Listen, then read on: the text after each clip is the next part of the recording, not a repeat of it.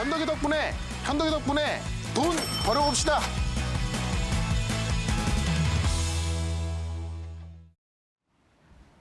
네, 현덕이 덕분에 돈 벌어볼 수 있는 시간입니다. MBN골드 최현덕 매니저와 함께할게요. 어서 오세요. 네, 안녕하십니까? 네, 안녕하세요.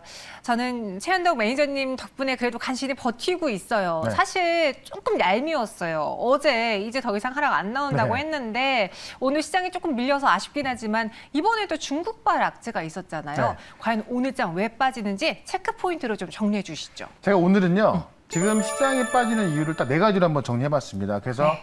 여러분들이 지금 시장이 왜 빠지는지를 정확히 알고 있다면, 과연 이제 이 시장이 어디까지 빠질까? 아니면 언제까지 올라갈 수 있을까?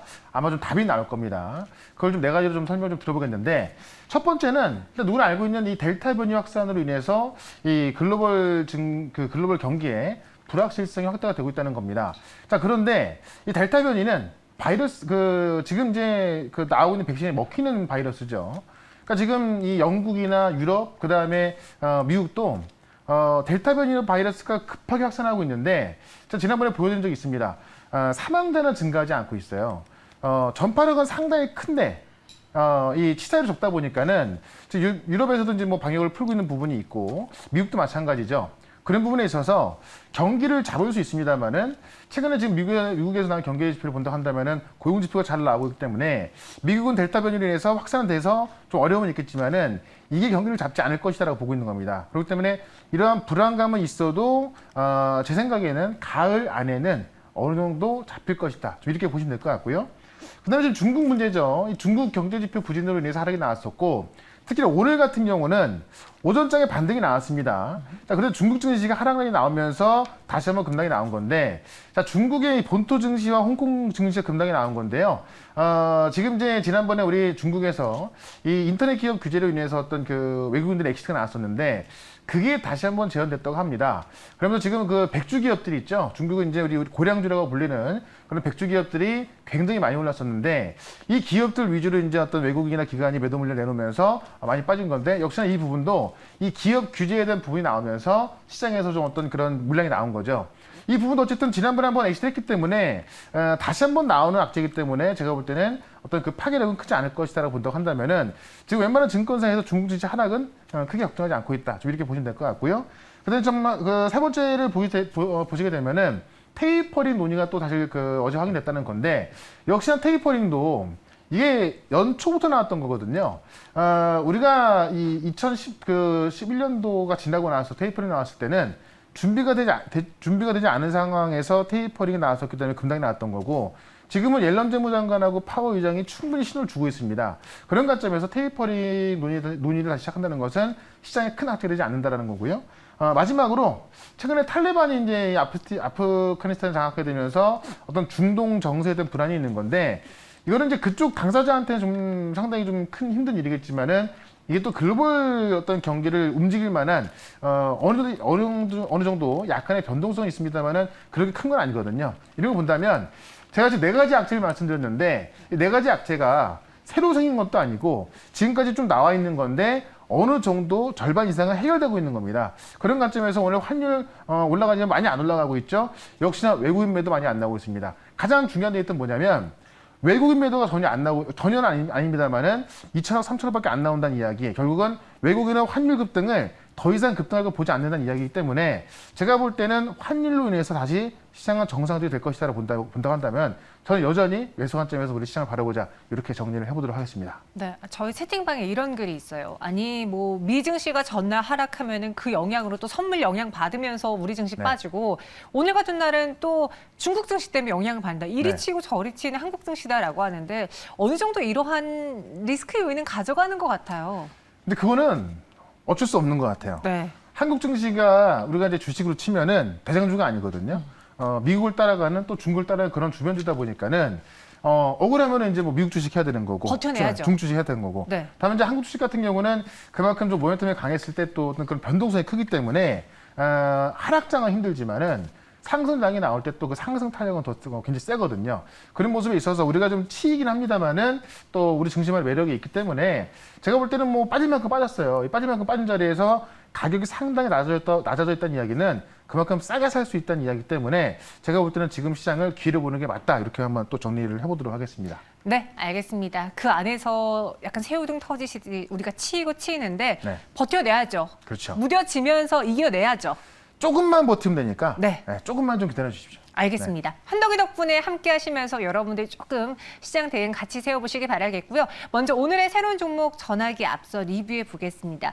바로 나노신 소재를 제가 이번 주에 소개해 드리고서는 네. 주가 상승과 함께 37,900원에 터치를 했어요. 네. 지금은 조금 아쉽네요. 주가 네. 하락이. 그러니까 어제 말씀드린 종목이 나노 신소재인데 네. 자, 나노 신소재 뭐라고 말씀드렸냐면은 2차 전지 소재 기업 중에서 가장 많이 못 올라간 종목인데 갈만한 내용을 좀 갖고 있다라고 좀 말씀드렸습니다. 간단하게 정리해 보면은 지금 이제 이 주행 거래를 늘리는 데 있어서 이 하이닉이 이 양극재의 상해가 있는 건데 그게 음극재로 넘어오고 있고 이 그냥 음극재가 아니라 실리콘 음극재 써야 되는 건데 이 실리콘 음극재 들어가는 게 바로 CNT 나노재 CNT 도전재다.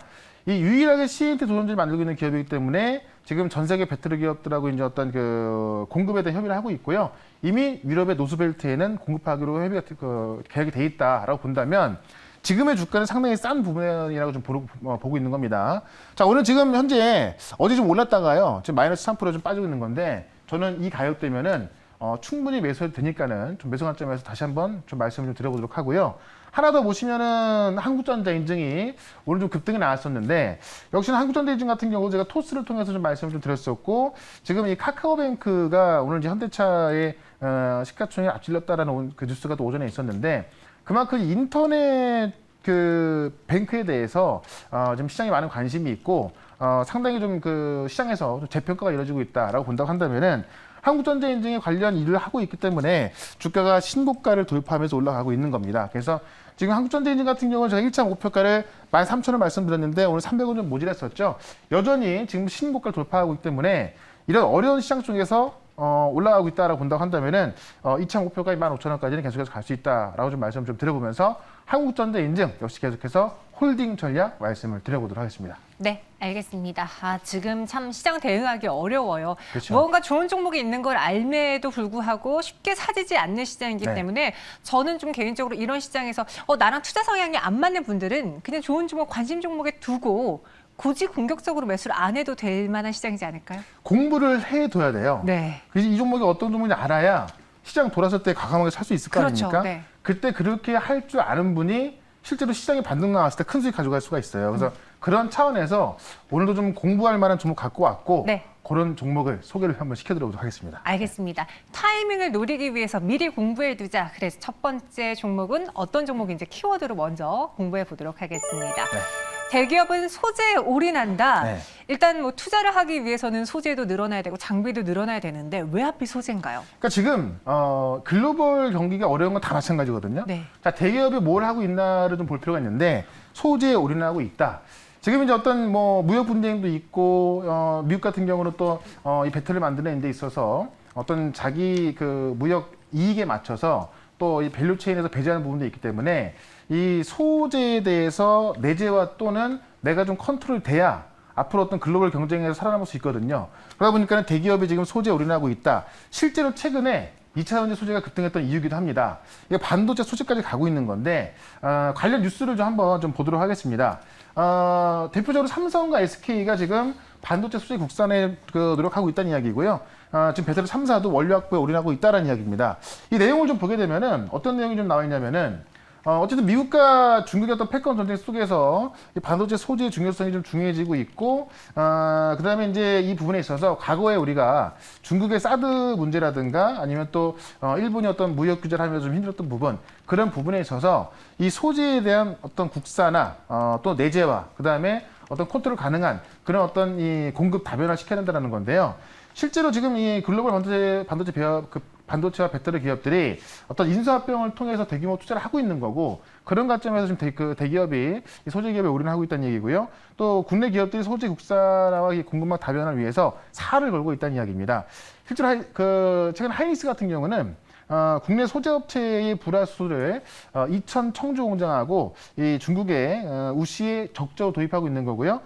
K배터리 3사는 품질과 이 가격 경쟁력을 갖춘 이 원자재 확보에 지금 사활을 걸고 있다는 겁니다. 그래서 최근에 배터리 시장이 어떻게 보면 좀 치킨 게임이 될 수도 있겠는데 여기에 원자재 값이 뭐 최근에 막 2배까지 오르는 것도 있어서 원자재를 확보해야만 어떤 이 배터리 치킨 경쟁에서 살아남을 수 있기 때문에 지금 대기업들이 이런 소재에 뭐 목숨 걸고 있다 이렇게 표현해봐도 괜찮을 것 같은데 그런 관점에서 오늘은 그 소재 기업 중에서 어떤 그 삼성과 또 어떤 기술 개발을 해낸 그런 종목을 좀 소개를 시켜드려보도록 하겠습니다. 네, 정말 그 안에서 어떤 종목을 골라야 될지 고민이신 분들, 네. 그리고 관심 종목에 넣어두고 싶으신 분들은 한번 소재 쪽에 집중을 해보세요. 관련해서 어떤 종목을 공략해 볼까요? 네.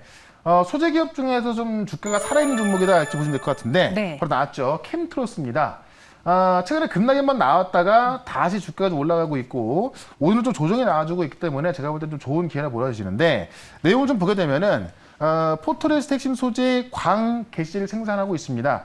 이게 지금 반도체 공정에서 웨이퍼에 코팅돼서 강강제 역할을 하는 건데 반도체 노광 공정의 핵심이라고 좀 보시면 될 것 같습니다. 이것도 지금 국산화가 안 돼 있던 부분인데 이 광 개시제를 생산하고 있는 기업이 바로 캠트로스고요.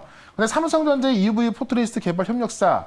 자, 삼성전자가 EUV 장비를 도입해서 이제 미세공조라는 핵심인 건데 EUV 장비는 지금 이제 그 네덜란드의 이 ASML밖에 못 만들죠. 장비를 도입했는데 여기에 들어가는 소재를 지금 국산화시킨다는 거예요.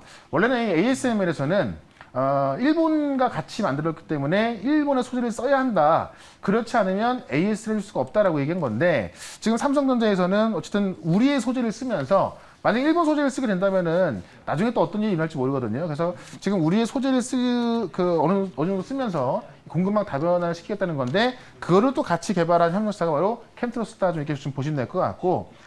그다음에 이제 지금 리튬 테트라플루 오르토라는 그 전해질 특허라고 좀 보시면 될 것 같아요. 이 전해질 부분에서 특허를 취득한 건데 이 기술을 활용했을 때 급 발열을 방지시킬 수 있다고 합니다. 그래서 이 기술을 갖고 있다는 점에서 일단은 지금 포토레스트의 핵심 소재 광개시제, 그 다음에 EUV 소재를 같이 개발한 것이고 이 전해질의 특허를 같이 개발하면서 소재 기업 중에서 좀 많은 어떤 그 모멘트를 갖고 있기 때문에 이 종목은 제가 보기엔 추가 상승 가능하다. 좀 이렇게 말씀을 좀 드려보면서 차트를 한번 좀 보도록 할게요. 최근에 한번 상승이 나온 상황에서 다시 한번 좀 2차 상승하고 있는 건데, 이 삼성과 지금 소재를 개발하고 있기 때문에 한번 상승이 나왔고요. 2차 상승 과정에서 한번 조정이 나왔기 때문에 이 조정 시 매수 관점을 좀 보시면 되겠습니다. 일단은, 목표가를 1,500원까지, 최근에 전고점이었죠. 1,500원까지 말씀드릴 거니까는, 목표가 보시면 될 것 같고요. 손절가는 8,000원으로 대응을 해보도록 하겠습니다. 네, 첫 번째 종목은 캠트로스였습니다. 목표 주가 1,500원 그리고 순저가는 8,000원으로 제시해 드렸어요. 네. 소재지를 주목해 보자. 오늘 이렇게 하나의 또 키워드를 공부해 가고요. 네. 두 번째는 또 어떤 키워드일까요? 확인해 보도록 하죠. 한덕기 덕분에 공부해 볼 시간, 이번에는 바이오 사는 외국인. 네. 지금 이 난리가 난 게 외국인의 매도로부터 촉발이 맞습니다. 됐잖아요. 네. 뭐 1조 넘게 매도하고 2조 넘게 매도하고 저 손을 막 묶어버려야 된다. 막 그런 말이 나왔었는데 바이오는 또 사네요. 바이오도 사고 2차 전지까지 사고 있습니다. 그래서 외국인이 IT는 그렇게 팔면서 바이오와 2차 전지 사고 있다. 뭔가 정말 중요한 이유가 있겠죠. 그래서 그거를 좀 볼 필요가 있을 것 같은데 기사를 좀 보면서 좀 살펴보도록 할게요. 기사 내용을 좀 보게 되면은 반도체는 7조를 던졌는데 2차 전지와 바이오는 오히려 담았다라는 내용입니다. 그걸 좀 보게 되면은 일단은 뭐 지난주도 그랬고 이번 주 같은 경우도 뭐 삼성전자, 하이닉스 매도 물량이 많이 나왔습니다. 물론 이번 주에 매도 물량이 좀 줄었죠. 다만 이 매도 폭탄을 내놓으면서 2차 전지와 바이오는 매수했다는 이야기인데 일단은 그 환율이 급등하면은 외국인은 한국 시장을 매도할 수밖에 없습니다. 또 한국 시장 매도할 때는 삼성전자를 매도할 수밖에 없다고 말씀드렸죠. 자, 그러면서도 어쨌든 뭐 올라갈 만한 건 사야 되기 때문에 그 대량의 매도를 하면서 샀던 게 바로 이제 지금 바이오하고 2차 전지인데 바이오 쪽에서 보면은 삼성바이오로지스가 신고가를 기록하면서 올라가고 있죠. 바로 외국인이 매수하면서 갔던 이유고요. 그다음에 최근에 셀트리온 그룹주도 지금 셀트리온 제약 같은 경우는 6거래 외국인 연속 순매수 들어오고 있습니다. 이런 모습 본다면 우리나라에서 지금 제약바이오들 대표하는 종목이 바로 삼성바이오와 이 셀트리온 그룹주인데 삼성바이오도 6거래 순매수하고 있고요. 셀트리온도 6거래 순매수하고 있다고 본다면은 지금 바이오 쪽은 외국인이 담고 있다라고 좀 보시면 될 것 같고 특히나 최근에 보시면 이제 코로나가 좀 강해지다 보니까는 이 치료제 기업들, 백신 기업들 강하게 올라서고 있다. SK바이오사이언스도 최근에 한 2달 동안에 2배가 넘게 올랐고, 앞타바이오, 셀리드 이런 것들도 실제로 코로나 치료제도 상관이 있습니다만은 코로나 치료제가 아닌 하반기에 임상 발표를 기다리고 있는 그런 기업도 급등하고 있거든요. 그래서 오늘은 하반기 학회 발표를 앞두고 있는 하반기 모멘텀이 강한 그런 또 바이오 종목을 하나 말씀을 드려보도록 하겠습니다. 네, 이번에는 바이오입니다. 외국인이 바이오를 왜 사는지, 네. 그럼 그 안에서 어떤 종목 우리는 관심 종목 안에 둬야 될지 네. 공개해 볼까요? 자, 역시나 이 종목도 바닥권에 있는 종목인데 바로 오스코텍이라는 종목입니다. 이제 바닥에서 올라와주고 있기 때문에 네. 좀 가격적으로 좀 접근하기 좋은 가격대다 좀 이렇게 좀 말씀 좀 드려보겠고요. 바로 9월 달에 이 ESMO라는 유럽 종양 학회가 좀 개최가 됩니다. 그래서 9월 그 ESMO 2021에서 이 병용 데이터를 발표하게 되는데요. 오스코텍 하면은 레이저 티닙이죠. 이 레이저 티닙이 이제 유한양에서 이 전인상 단계에서 기술 이전 받아가지고 얀센에다가 1.4조 원대 기술 이전했던 그런 그 약인데, 아니반타맙이라는 이 병용 1빌상에서 또 기존 치료 받지 않은 환자를 대상으로 이 100%의 좀 반응력을 보여서 이 내용을 9월 달에 발표하기 때문에 9월 달에 모니터링 남아 있고요. 그다음에 SYK 역제제라고 해서 이것도 역시나 그 금년 말에 탑라인 공개가 예상이 되고 있습니다. 그래서 이 두 개만 본다 하더라도 연말까지 발표할 게 있고요. 이 AXL 저해제 같은 경우는 임상 1상을 시험 승인 받은 건데, 이거는 지금 이제 비소세포 폐암하고 삼중 음성 유방암, 신장암, 그다음에 두경부암 환자들한테서 임상 1상 시험 승인 받았다라는 거.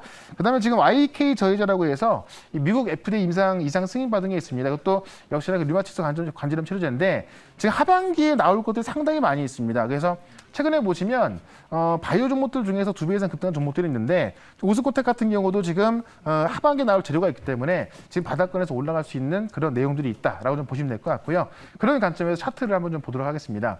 지금 최근에 삼성바이오라든가 앞타바이오 또 메지온 이런 것들 보면 급등하고 있는 건데, 인제 바닥에서 살짝 올라온 모습이기 때문에 주가를 좀 길게 보시게 되면은 굉장히 좀 바닥에 있는 걸 좀 볼 수가 있습니다. 주가를 길게 보시면은 한창 바이오가 유행했을 때 저렇게 좀 올라갔다가 그 7만 원 넘게 올라갔던 종목인데 지금 뭐 3만 원대 와 있기 때문에 거의 반토막 수준이죠. 바닥에서 올라가는 중이기 때문에 굉장히 좀 그 주가를 쉽게 접근할 수 있겠다라고 좀 말씀 좀 드려보면서, 일단은 목표가를 44,000원까지 지난 전고점까지 좀 말씀을 좀 드려보도록 할게요. 그래서 목표가는 35,000원 대응해서 목표가 44,000원까지 한번 보유를 해보도록 하겠습니다. 네, 오스코텍까지 전해드렸습니다. 첫 번째는 소재 안에서, 그리고 두 번째는 수급의 동향을 보면서 네. 바이오네 오스코텍 정리해봤고요. 왜 시장 이야기도 들어보시는 시간 있을까요?